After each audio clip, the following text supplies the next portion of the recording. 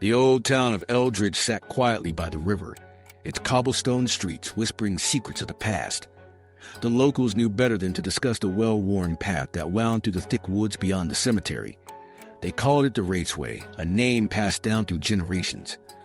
I was skeptical, convinced tales of vengeful spirits were merely folklore designed to frighten children. Yet curiosity has a way of leading one into darkness. One evening, driven by a reckless impulse, I ventured down the path as the sun dipped below the horizon, casting long shadows that danced among the trees. The air grew heavy with a damp chill, and the chirping of crickets faded into an unsettling silence.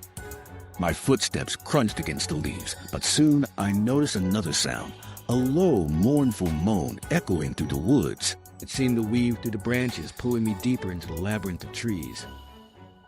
As I pressed on, an intoxicating scent of decay permeated the air. It was as if the forest itself exhaled a long-forgotten sorrow. My heart pounded as the shadows lengthened, wrapping around me like a shroud.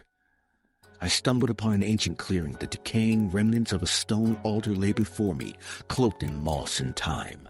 A tingle of dread snaked down my spine when I noticed carvings etched into the stones, runes that whispered of sacrifice and neglect.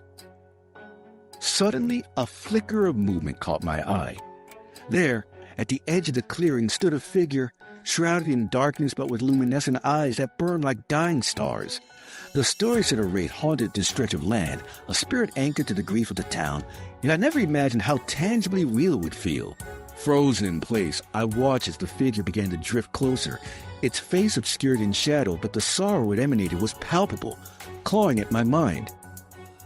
Then, in a whisper that seemed to pierce the very marrow of my bones, it spoke my name, a name only my mother ever used when she wanted my attention. My stomach twisted in anguish, and in that moment, a flood of memories crashed over me.